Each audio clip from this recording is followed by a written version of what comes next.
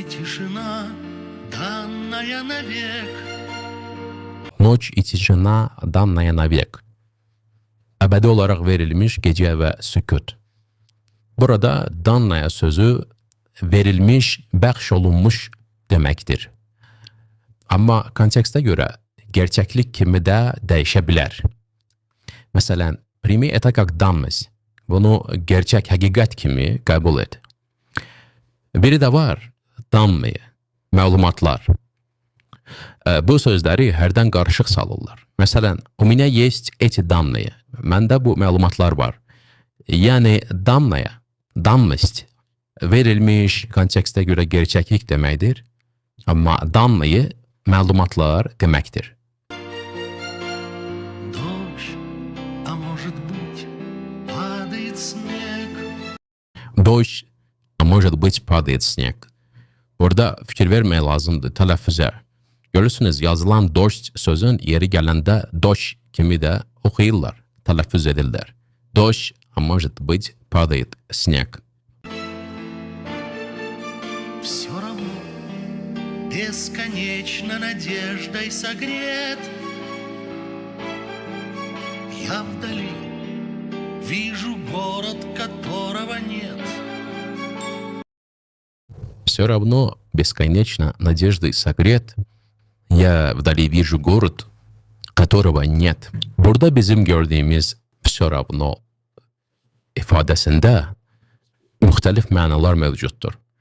Məsələn, мне все равно. Mənim üçün fərqi yoxdur. Им все равно, ей все равно, нам все равно. Yəni, fərqi yoxdur. Bir də var, bu все равно hər şeyə rəğmən kimi, baxmayaraq kimi də kontekstə görə mənaları dəyişə bilər. Burada все равно, yəni hər şeyə rəğmən mənasında işlədilir. Və bu baxımdan все равно çox şaxəli, yəni istifadə oluna bilər. Бесконечной надеждой согрет, bunun hərfi mənası və tərcüməsi sonsuz ümidlə esidilmiş. Baxaq real həyatda bunu necə istifadə etmək olar? Məsələn, мои надежды бесконечны. Мое терпение не бесконечно. Бесконечно все это терпеть я не буду. Согрет sözünün kökü gret feilidir. Yəni isitmək, qızdırmaq kimi məna daşıyır. Məsələn, согрет солнцем, согрет любовью, согрет надеждой. Burada bir məqama fikir vermək lazımdır. Əgər biz deyiriksə согрет, yəni isidilmiş, согрет. Amma məhki znak qoyulsa, согреть. Bu isitməkdir. Согреть isitməkdir. Согрет isidilmiştir. Я вдали вижу город, которого нет. Burada nəyə aktir vermək lazımdır? Əgər vdali sözündə i vurğu altına düşürsə, yəni vurğu i'nin üzərindədir, onda bu bir yerdə yazılır. Vdali, yəni uzaqda. Yox, əgər vdali əvəzinə vdali desək, yəni vurğu i'nin yox, a'nın üzərinə düşürsə, onda bunlar ayrı yazılır və tərcüməsi də uzaqlıqda. Elə bir uzaqlıqda ki, yəni gözlə onu göz qırağı ilə, göz ucu ilə belə deyə görmək olur. Где легко найти страннику приют. Где lегко найти страннику приют. Странник sözü ilə странный sözün qarışdırmaq olmaz. Bunlar fərqli sözlərdir. Странник, yolçu, səyyah. Странный isə qəribə deməkdir. Misal üçün, странный странник прошел мимо. Где наверняка помнят и ждут. Где наверняка помнят и ждут. Burada navernika sözünə fikir vermək lazımdır. Çünki ona bənzər söz var, naverная. Наверное, ehtimaldır, ola bilər. Amma navernika bu dəqiq, şübhəsiz deməkdir. Məsələn, on navernika придет, o mütləq gələcək, on наверное придет. Yəqin gələcək. день за днем, то теряя, то путая след. Я иду в этот город, которого нет. День за днем, то теряя, то путая след, я иду в этот город, которого нет.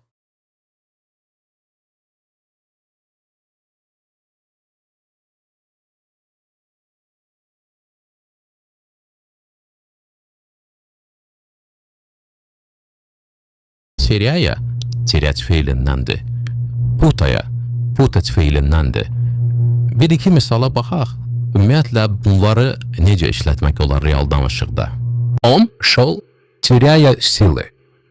O gücünü itirərək gedirdi. Терять, itirmək, теряя, itirərək. Bax, burada bu mənanı verir. Və yaxud она улыбалась, играя с ребенком. Играть, oynamaq, играя, oynayarak. Там для меня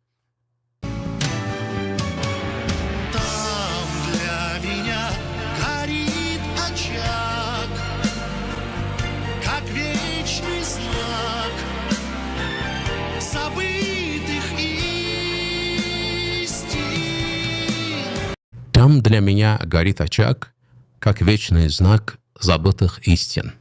Burada dilçilik aspektindən baxsaq görərik ki, Rus dilindəki açaq sözü ilə Azərbaycan dilindəki ocaq sözü bir-biri ilə çox bağlantısı var.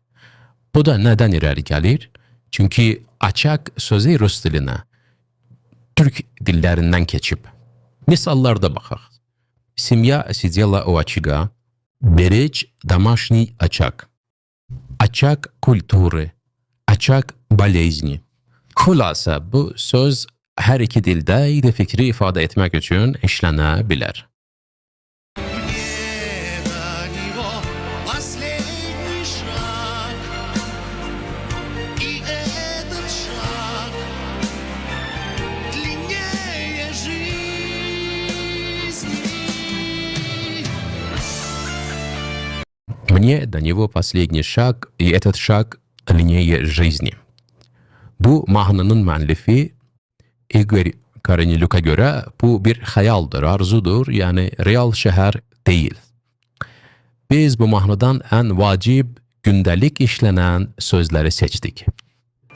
Еще разок. Ну вот и все. Ну чё, куда пойдем?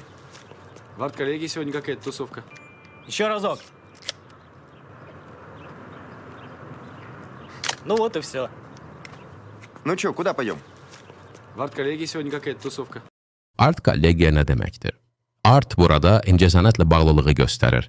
Kollegiya isə peşə əlamətinə görə birləşən qrup deməkdir. Yəni art kollegiya incəsənət sahəsində çalışan kollektivdir. Tusovka, yəni qeyri-rəsmi toplantı, məclis və ya əyləncədir. Tusavatsa isə belə toplantılarda vaxt keçirmək deməkdir. Misallara baxaq. Сегодня у них тусовка. Мы тусовались всю ночь. Və yaxud, слушай, где ты тусуешься? Я не могу тебя найти. Fikir verdimizsə, тебя sözün tə deyərək tələffüz olundu. Bu, danışıq dilində, yəni dostlar arasında tam normaldır. Еще разок. Ну вот и все. Ну чё, куда пойдем? В арт-коллегии сегодня какая-то тусовка. А может, ко мне пиво купим? Бабка картошки нажарит. А может, ко мне пиво купим? Бабка картошки нажарит. Babka kartoşkina jarit. Babka burada nənə, yəni babuşka deməkdir. Amma ümumilikdə babka sözünün mənası çoxdur. Məsələn, babka kontekstə görə bəzən lağlağı xitab kimi ola bilər. Qədimdə doğuş zamanı kömək edən qadın, yəni znakh akuşerkaya babka deyilirdi. Sonra Belarus mətbəxində kartofdan hazırlanan yemək var ki, babka adlanır. Heyvanın diz sümüyü ilə oynanılan xalq oyunu var ki, o da belə adlanır. Sonra texniki söz kimi də işlədilir. Məsələn, dəzgahın dayağını təşkil edən hissə. Biri də çox məşhur anlamda olan babki, yəni iri pullar. Bu ifadə hardan gəlir? Köhnə iri pulların üzərində İmperatriça Yekaterina təsvir olunurdu. Ona görə iri əskinazlara babka deyirdilər. Sonralar isə xalq arasında bu söz genişlənib və ümumiyyətlə istənilən pul babki adlandırılmağa başladı. Burada işlənilən najarit sözü jarit, yəni qızartmaq feilindən gəlir. Təbii ki, burada pajarit də demək olar. Fərq ondadır ki, pajarit bu sadəcə qızartmaqdır. Miqdar göstərilmir. Najarit isə o deməkdir ki, çoxlu, bol qızartmaq olacaq. Misala baxaq. Ya pajaryu kartoşku, ya najaryu kartoşki. Fikir verdinizsə, pajaryu kartoşku, amma najaryu kartoşki. Yəni, najaryu sözü işlənəndə adətən isim cəmlik formada gedir. А может, ко мне пиво купим? Бабка картошки нажарит. Ночь и тишина, данная навек. Дождь, а может быть, падает снег. Все равно бесконечно надеждой согрет. Я вдали вижу город, которого нет.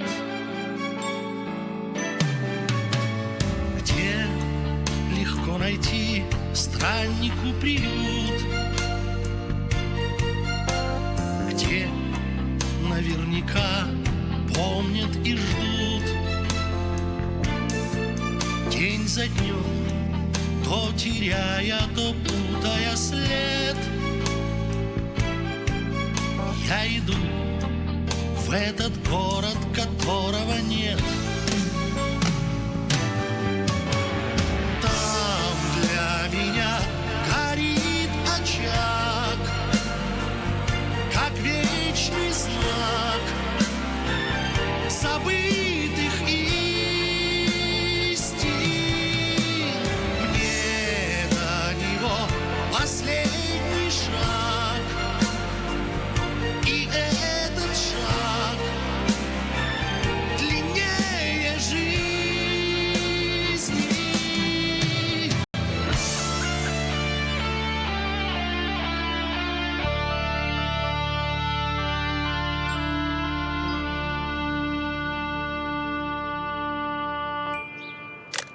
Еще разок. Ну вот и все. Ну чё, куда пойдем? В арт-коллегии сегодня какая-то тусовка. А может, ко мне пиво купим? Бабка картошки нажарит.